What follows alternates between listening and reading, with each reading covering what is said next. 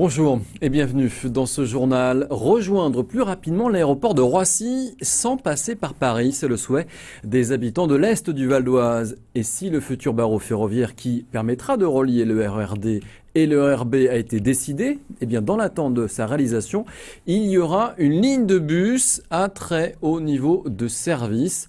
Problème à Goussainville, certains regrettent l'absence d'arrêt sur la commune. Le point avec Christophe Aubry. Goussainville, 7e ville du département au dernier recensement, traîne à prendre le wagon en direction de Roissy.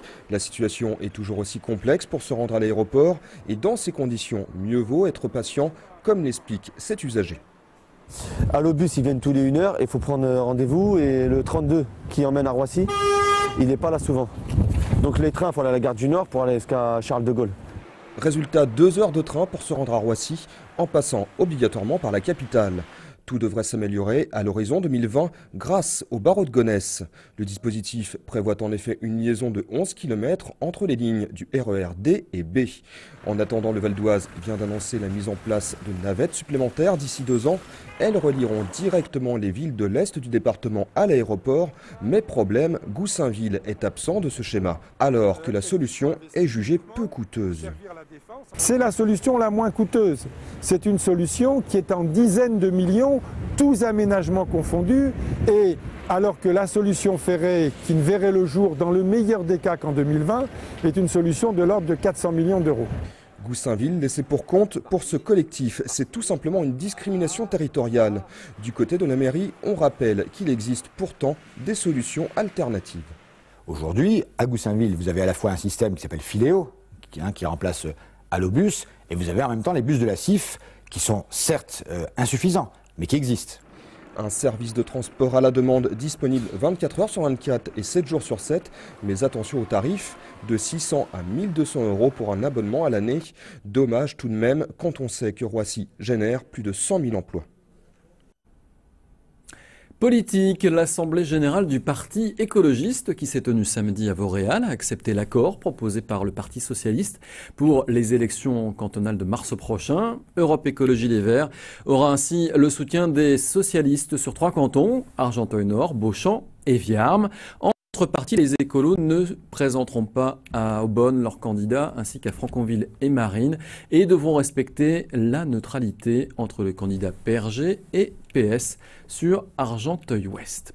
Adrien Elper suivre cette assemblée générale pas comme les autres, regardez. 62 voix pour, 53 contre, l'adoption de l'accord électoral avec le PS s'est faite d'une courte majorité. Après plus d'1 heure de débat, les militants écologistes, malgré leurs réserves quant à la politique menée depuis 3 ans au Conseil général, l'ont approuvé à 52%.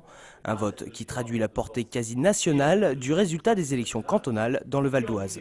Je pense que c'est un enjeu qui dépasse les limites du Val d'Oise, qui dépasse les limites de l'année 2011, qui regarde vers 2012. C'est un enjeu de dynamique, c'est un enjeu d'unité.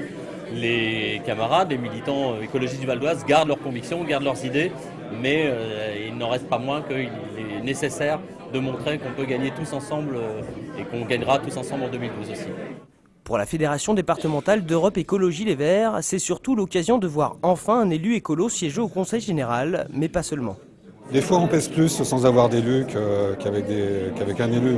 Bon, c'est pas ça à mon avis l'enjeu majeur, c'est le signal qu'on donne, le signal que donne le PS, que nous donnons, que nous sommes prêts à travailler ensemble pour faire avancer les dossiers importants. Une fois l'accord voté, les militants ont dû choisir leur candidat dans les 15 cantons où Europe Écologie Les Verts sera présent. Un vote qui a duré jusque dans la soirée puisque l'AG a démarré une bonne heure en retard, perturbé par un groupe de 6 personnes représentant la trentaine de militants dont l'adhésion a été refusée par la direction régionale. Une situation absurde qu'a voulu dénoncer Valentin Texera, ancien secrétaire des Verts sur Argenteuil-Beson et candidat à la candidature sur Argenteuil-Ouest. Lecture démocratique. Je suis autorisé à me présenter comme candidat, je suis autorisé à présenter ma candidature auprès des militants réunis aujourd'hui, mais pour des raisons que je ne sais pas. Je ne serai pas, et encore une fois j'utilise le conditionnel, moi et 35 autres militants du Val d'Oise, je ne serai pas adhérent. C'est une situation de mémoire qui ne s'est jamais vue au niveau départemental. Ce groupe a d'ores et déjà annoncé sa volonté de saisir la justice pour dénoncer les irrégularités de cette assemblée générale. Dans cette affaire, la direction départementale se montre sereine. Pour François Delcombre, il ne s'agit que d'une simple application des règles du parti. C'est un groupe déjà constitué qui a voulu adhérer Europe Écologie pour faire influer les choix de notre parti. Et donc l'adhésion de groupe, ça a donc été refusé à cause de ça. Et ça leur a déjà été signifié il y a un mois. Ils ne veulent pas l'entendre, mais c'est simplement l'application de nos règles. En pleine phase de construction de leur nouveau parti, les écologistes ont mis le temps pour se lancer dans cette campagne électorale. C'est désormais chose faite, avec l'ambition de voir 2 des leurs élus au Conseil général.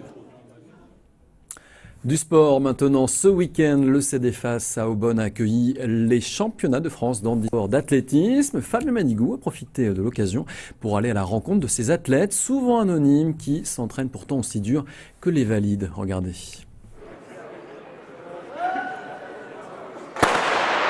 Et c'est parti pour ce deuxième 200 mètres. Sourds, aveugles ou handicapés moteurs avaient rendez-vous au stade Stéphane Diagana d'Aubonne samedi. Ici, tout le monde se mélange et s'encourage quel que soit son handicap. On est bien loin de l'adversité et de la tension qui règnent dans les compétitions valides. Du coup, ces championnats de France handisport sont l'occasion pour les jeunes athlètes locaux, comme Moussa, hémiplégique, de se frotter au gratin national sans complexe. Je vois comme les plus forts qui sont plus forts que moi, ceux qui sont au niveau, j'ai envie d'arriver au même stade qu'eux. Souvent tu te dis les JO c'est faisable et tout. Ouais, je dis ça souvent, des fois je parle même beaucoup de ça en ce moment, je parle beaucoup de ça. Là. Et j'ai dit ouais c'est faisable, on m'a dit que c'était peut-être faisable en 2016, les Rio. D'ordinaire organisé courant février, les championnats de France handisport ont été avancés pour permettre aux athlètes sélectionnés de se jauger 2 semaines des mondiaux. Une décision appréciée par les fers de lance de la délégation tricolore.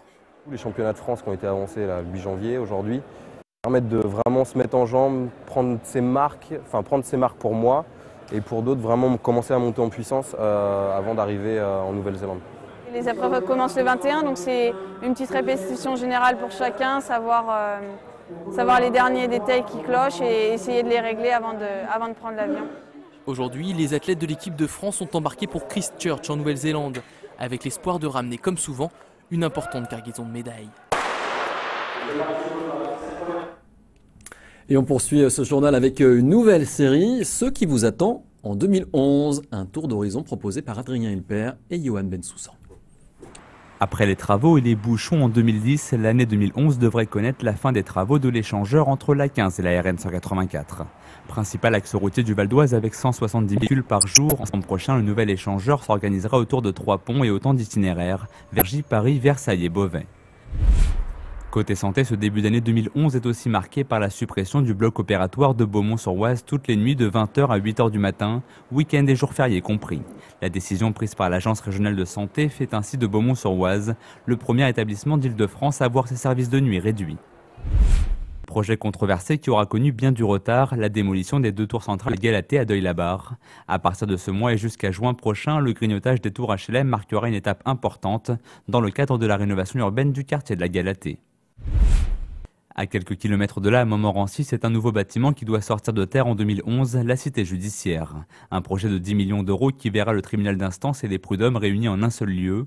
Le bâtiment d'une superficie de 2100 mètres carrés comportera 2 salles d'audience et une salle des pas perdus. À terme, il pourra accueillir pas moins de 93 magistrats et conseillers. 400 étudiants en master et licence d'économie ou de mécanique attendus pour la rentrée 2011, c'est à Argenteuil que ça se passe.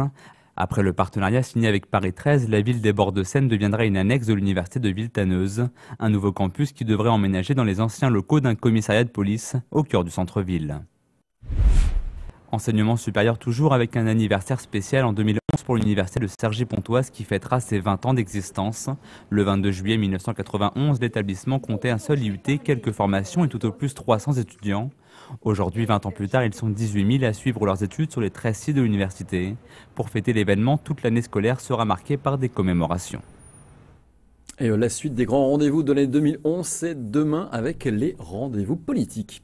Voilà, ce journal est maintenant terminé. Merci de l'avoir suivi. On se retrouve bien sûr dès demain et l'info continue sur vonews.fr.